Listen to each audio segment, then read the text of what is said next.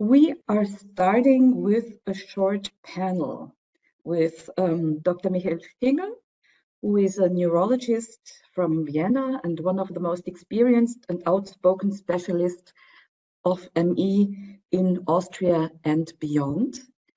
Welcome. Then Dr.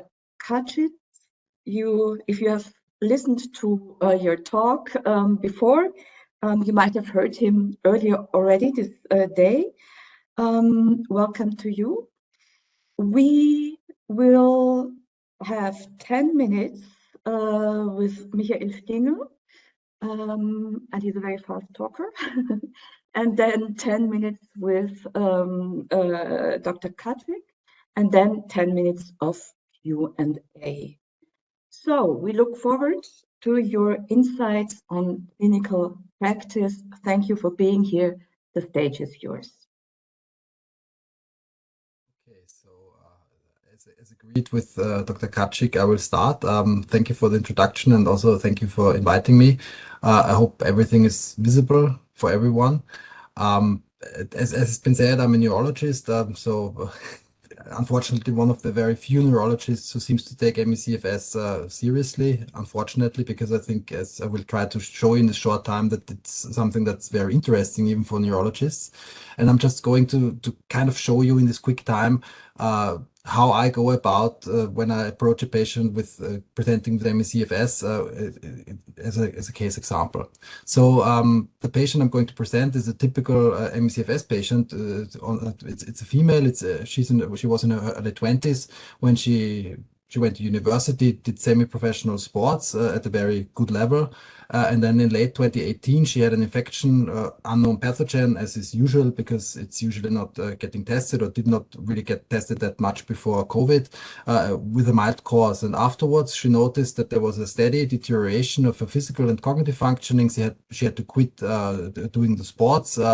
There was a recurrent deterioration of symptoms after overexertion and recurrent flu-like symptoms and infections. And so this went on, and I saw her around 2 years after she had this starting event, where there was a gradual deterioration over the time course. There was an extensive diagnostic workup before I saw her, and that's already point number one. It's differential diagnosis is of course necessary. ME/CFS is I think it's an active diagnosis. You can use the clinical diagnostic criteria, but of course it's also to some point a diagnosis of exclusion where you have to do good differentials. But she had all that and nothing came up, and she still was getting worse all the time. So there was clear indication of post-exertional malaise, which I do a thorough anamnesis, but I use the DSQ-PM for screening. You can't diagnose post-exertional malaise using questionnaires, but I think it's a good add-on for history taking. She also had the positive Canadian consensus criteria, which are used in clinical practice, so there was a diagnosis of ME/CFS in her case.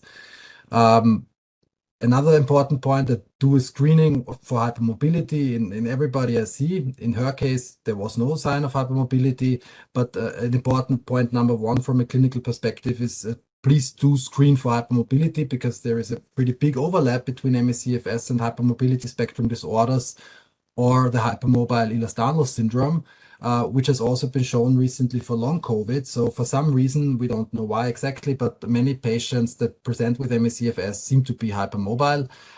And there is a checklist that you can use for screening. Maybe most of you know it. It's available on the internet, and these are the clinical diagnostic criteria for hypermobile Ehlers-Danlos syndrome. And I think for many reasons, it's important to screen for that, because people with joint hypermobility need a different approach, for example, to physiotherapy when they have joint pain. So this is something that I do in every patient. Another thing was that there were some clinical signs suggestive of mast cell activation. Probably most of you know that that can involve the gastrointestinal tract, that can involve the orthostatic symptoms, that can involve skin symptoms, neuropsychiatric symptoms. There's a whole lot of possible signs that mast cell activation can cause. We did a treatment trial with antihistamines, which led to some symptomatic improvement. Point number two, very important, mast cell activation syndrome, of course. There's surprisingly little literature on ME/CFS and mast cell activation, but clinically, I have to say it's present very often. And there's also known overlap of mast cell activation with several other comorbidities of ME/CFS, like, for example, hypermobility, small fiber neuropathy, and postural orthostatic tachycardia syndrome, for example. So even though there's unfortunately not a lot of literature, it is something that is clinically present, and this is also something that can help with symptomatic treatment. There was also in her case a history of recurrent infections. This is something I always ask. Do you feel sick a lot? Do you have lots of infection? And this was something that had been going on even before her ME/CFS started, but got significantly worse after the initiating event. And we did lab tests and we found an MBL deficiency. MBL, as probably many of you know, is it initiates the complement immune system. So having a deficiency can lead to recurrent infections. We also did a lab test regarding the often described autoantibodies. In her case, they were negative, which is something that like we all know they're not there in everybody. So important point number three from a clinical perspective is always screen for immune deficiency. It's more common in people with ME/CFS than in the general population. You should screen for MBL subclasses. You should screen for MBL, for IgG subclasses, IgA. You should do a lymphocyte differentiation. So there are lots of abnormalities that can be found. And MBL deficiency has also been shown in long COVID. We did a study in about I think 400 of my patients, and you see here the percentages of immune deficiencies that we found. Everything that's in blue is more common than in the general population. So you can see that there's a very high occurrence of MBL deficiency, but also IgG3 and IgG4 subclass deficiencies. And this is something where we have a therapy we can treat that with IVIG, immunoglobulin therapy, if it's present, and that helps stabilize the situation if recurrent infections are a problem. So big takeaway here is always screen for immune deficiencies in patients with ME/CFS. She didn't have any clear orthostatic symptoms in history, but I'm always doing as a routine thing, I'm doing a nasal lean test. I do that in everybody. And you can see here, once we put her in orthostatic provocation, she developed pretty quick tachycardia, and we had to stop that test because she was close to collapsing. So this was a postural orthostatic tachycardia syndrome, which is, along with orthostatic hypotension, pretty common. There were also signs clinically of dysautonomia, and I screened that using the COMPASS 31 questionnaire. Again, you can't diagnose dysautonomia with the COMPASS 31, but it's a valuable screening tool, I think. So the point number four, very important from a clinical point of view, is the presence of orthostatic intolerance or POTS or orthostatic hypotension. This is pretty common in ME/CFS, but also long COVID, as we all know. And I think it's important to identify that because it can be treated, and treating POTS usually helps to increase the level of activity. So the last important point here is she also had slight neuropathic pain in her feet. When doing the neurologic examination, I could find reduced temperature sensation, especially distally in the hands and in the feet. There was also the suggestion of dysautonomia. So we did a skin biopsy, and it confirmed the clinical suspicion of non-length dependent small fiber neuropathy. So this is important point number five from a clinical point of view. Small fiber neuropathy has been shown in a subset of patients with ME/CFS, but also long COVID. And it can cause neuropathic pain or dysautonomia. So it can explain some of the symptoms that patients with ME/CFS do have. And there's also a screening tool. It's called the SFN-SRQ, the Small Fiber Neuropathy Symptoms Inventory Questionnaire, which basically these are the questions you should ask in clinical practice as a neurologist anyways. But if you want to do it formally, then there's this questionnaire. So after we did that workup, which like here it sounds pretty quick because I have to talk quick and I don't have much time, but of course this takes quite a while. But once we had everything in place, we did some treatment trials, of course. And I mean, you know, there are lots of off-label treatments for ME/CFS for long COVID, and none of them is a miracle cure. And some of them do work, some of them don't. And of course, I'm bound to present here the patients where they do work. But we tried antihistamines. She had some symptomatic improvement, but not really a very big improvement of her general functioning. This can be more in other patients. So it's always worth if there is a suggestion of mast cell activation, to try to treat that. We did a treatment with ivabradine for the POTS, which led to a slight symptomatic improvement when standing up and regarding the heart rate. Then we tried pyridostigmine, mestinone, which had a very significant effect in this patient. Sometimes it doesn't work, sometimes people don't tolerate it, but mestinone can have a very significant effect. In her case, that really made a difference regarding the amount of activity she was able to do. We did a trial with low-dose naltrexone that many of you know, which had no clear effect. Again, it's not a wonder drug, but it does work in some patients. But then, because of the fact that she had small fiber neuropathy, and we could argue with social insurance that it was some kind of autoimmune small fiber neuropathy, they like accepted that we could try IVIG. And since taking that, she improved dramatically. She's back to university. She's back doing sports, which is a fantastic outcome, which is not the case in everybody. I think that's a very big caveat with IVIG. It does work in some patients, but it doesn't work in others, and not even in those where it does work, it works so well. But in this case, that led to big improvement. So the summary is differential diagnosis is very essential. You should search for common comorbidities because they can sometimes be improved with treatment to a bigger or smaller extent. The aim of treatment, in my experience, is to help avoid post-exertion malaise, to elevate the amount of activity that can be done without crashing, because you can stabilize and it sometimes can get better. And if you need a practical overview of the clinical approach, we put out it's in German, but you can maybe translate it.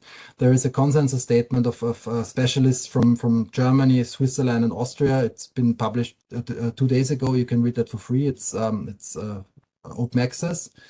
And then I would like for all the German speakers to pitch an upcoming webinar, which is of course not the Speakers Unite to Fight, but we try to make it good as well, where you can learn how to differentiate ME/CFS from psychiatric diagnosis, and also learn how to treat psychiatric problems in the context of ME/CFS. So in this short time, thank you very much for listening and for inviting me.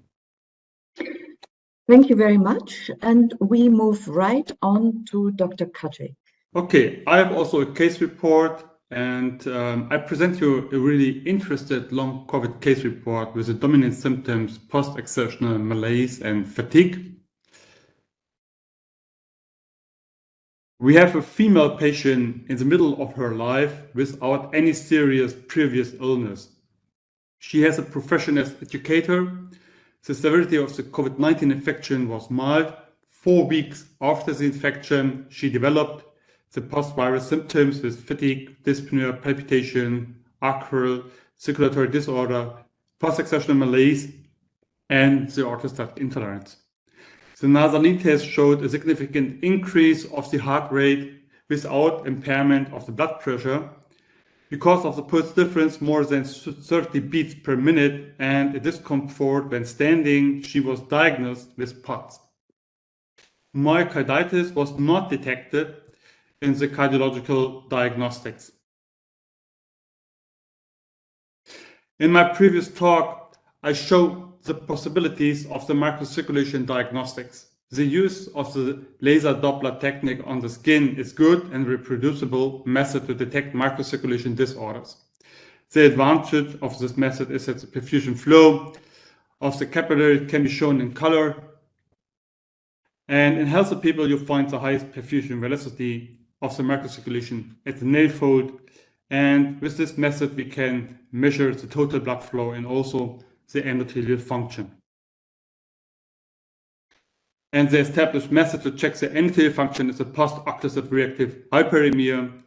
With a release of the cuff, you get a shear stress dependent vasodilation and a higher flow in the macrocirculation.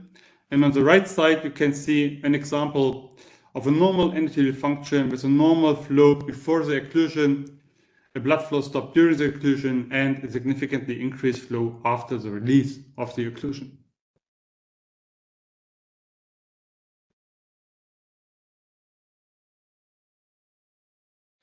In this case, we find a total decrease of the microcirculation flow on the skin.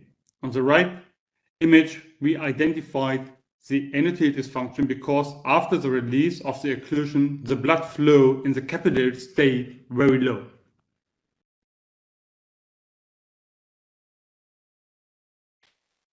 The patient was then treated for 3 months with vericiguat and fludrocortisone. The total blood flow has returned to normal and the endothelial function was not longer detectable. Fludrocortisone is approved for the treatment of the orthostatic intolerance and allowed via the renal natrium and water reabsorption to increase the blood flow.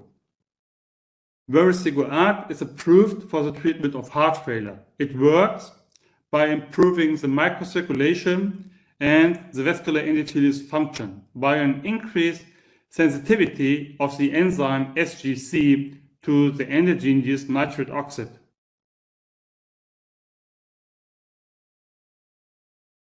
The regulation of the microcirculation depends on endothelium, pericytes, vascular smooth muscle cells, and the sympathetic nerves.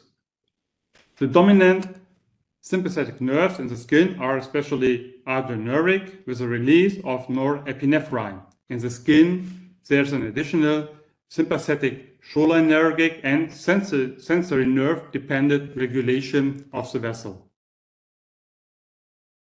For the measure of more microcirculation parameters, we use the laser Doppler perfusion machine O2C of the German company Lea Medizintechnik, and there we have a flexible probe where we can measure the microcirculation flow, the oxygen content in venules, and the filling state of the microcirculation.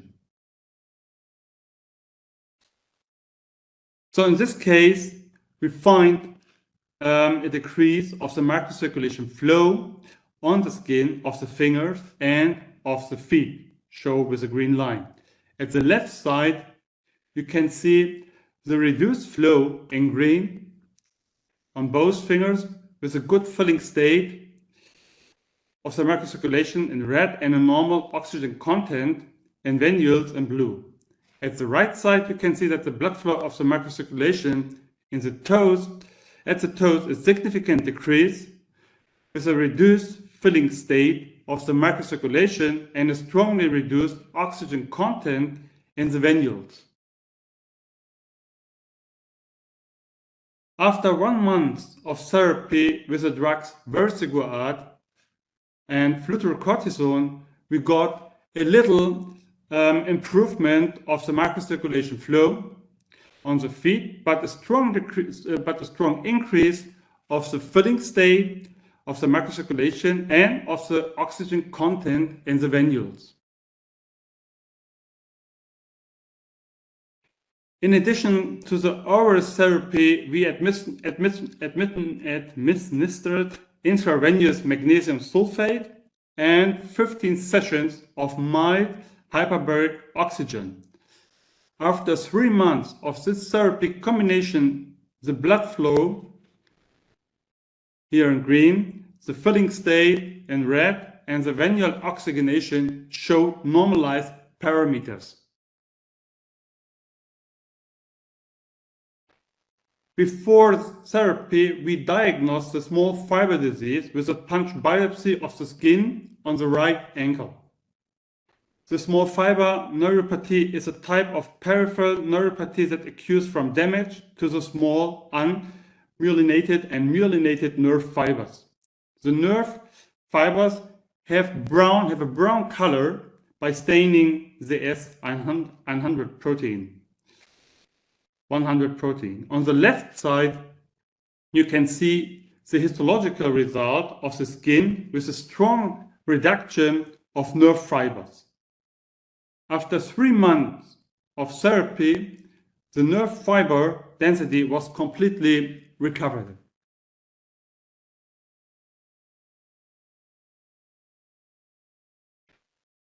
The histological examination of the capillaries before therapy showed a significant decrease of vessel density without erythrocytes. After the 3 months of therapy, the vessel density and the number of the erythrocytes has recovered. Of the symptoms listed before, the fatigue, the PEM, the acral circulation disorder, and the orthostatic intolerance have improved significantly. The dyspnea and the palpitation has not been changed. So what was the therapy concept in this case? First, the improvement of the microcirculation with the drugs Versigouard, fludrocortisone, and magnesium sulfate. The mechanism of the magnesium-induced vasodilation is the activation of the calcium-sensitive potassium channels and smooth muscle cells. The second important therapy step was the hyperbaric oxygen to induce angiogenesis and the rejuvenation of the nerve fibers. So the small fiber neuropathy is in some case treatable. This is a really good news. Neuroregeneration depends on microcirculation function and filling state. Endothelial dysfunction is treatable. The therapy of vascular dysregulation improved significantly multiple symptoms. Microcirculation diagnostic is really good available. Thank you very much. Thank you very much, Dr. Kaczyk. Now we're moving right to Q&A. We have quite a lot of questions, so I would ask you to keep your answers brief so that we can have the chance to answer more. The first question is directed to you, Dr. Stingel, and concerns the vagus nerve. Are you aware of a possible involvement of the vagus nerve? And have you ever considered tense vagus nerve stimulation? Yeah, the short answer is, of course, I'm aware of a possible involvement. I could have presented another case report where I found actual visible infection of the vagus nerve, and that got better with antivirals. So it does clinically seem to play a role. And of course, I do trial vagus nerve stimulation because in Austria you can kind of prescribe that without costs, without a big cost for the patient. So you can try if it works, and if it doesn't work, you can return the device. It's not a miracle cure, but it helps symptomatically in some patients. Mm-hmm. Thank you very much. Then the next question is to you, Dr. Kaczyk.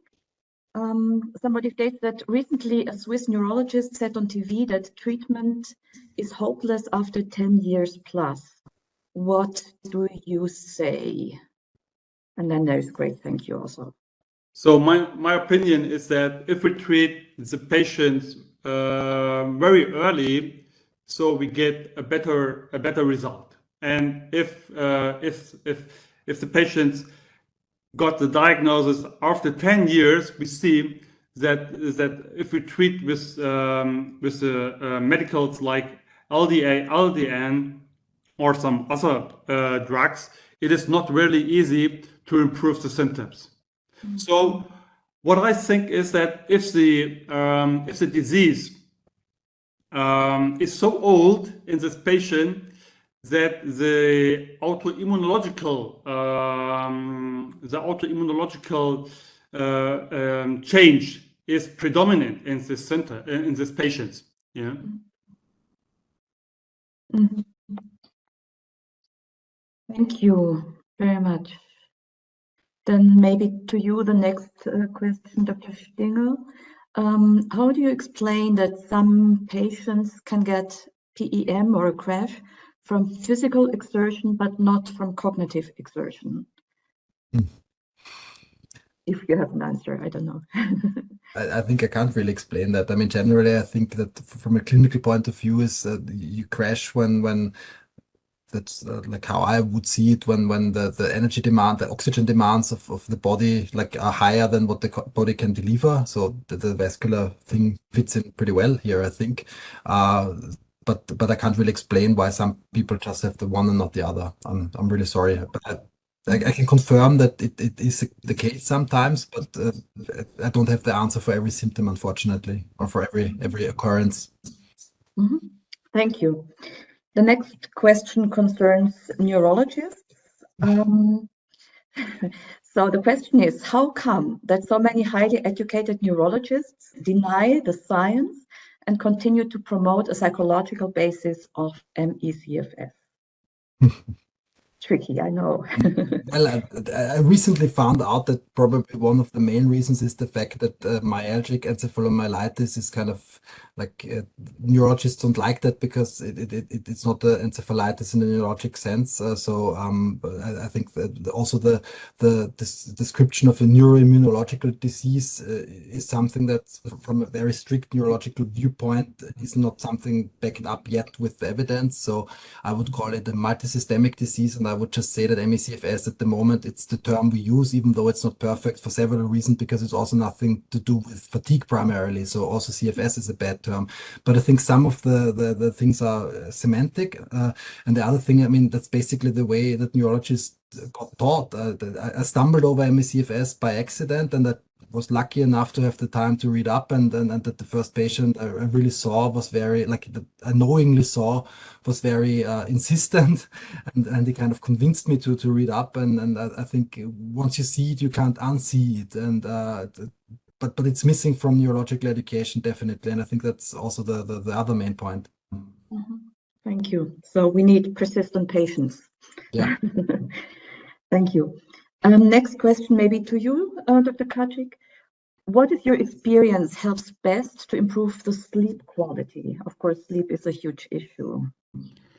Okay, the sleep quality is very important, and we have many possibilities to improve the sleep. And one drug which is really safe is mirtazapine. It's an antidepressive drug, but we can give this drug in low doses.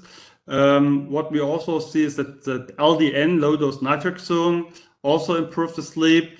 Trimipramine is the next drug where the patients have a good result, yes, and also antihistaminic like ketotifen can also improve the sleep. So we have much possibilities with different substances. Yeah. Thank you. Next question is about side effects of LDA. In particular, the side effect of tardive dyskinesia as a persistent possible side effect of newer antipsychotics. And the question is, what do we know about the risk with regards to LDA? Maybe I answer that as a neurologist. I haven't seen it so far. I usually, like, I'm very, this is one of the main drugs that I prescribe because there is at least some literature on that, even though I know that there is no good literature for any treatment in ME/CFS, but at least there is something. I prescribe it a lot. I haven't seen it so far, I have to say. I think generally, in my experience, the tolerability of both naltrexone and aripiprazole in the low dose is pretty good. And whenever there is any sign of side effect, I stop it because I don't want to risk anything. So maybe that's also the reason why I haven't seen severe side effects so far, fortunately. Which is good news. Thank you. Next question is about neuroinflammation in brain and body, and what kind of medicine you advise. Maybe again, I'll answer that. I mean, neuroinflammation is like a general concept. It's not nothing that's particular to ME/CFS. It's something that's kind of hard to like proof in clinical practice. Like treatment like low-dose naltrexone, low-dose aripiprazole, they are basically aimed at reducing your inflammation. So I mean, sometimes you get the idea of that it might be the case because of sensitivity to sound, light, and sensitivity to sound, and something like that. And in patients where this is like, I use these drugs pragmatically in most patients because there is the literature that neuroinflammation may play a part, but it's hard to prove in the individual patient at the moment, I think. Thank you very much for both of you. I hope that maybe your talk was an inspiration for other clinicians to come and step forward, and because we definitely need more. Thank you. Thank you.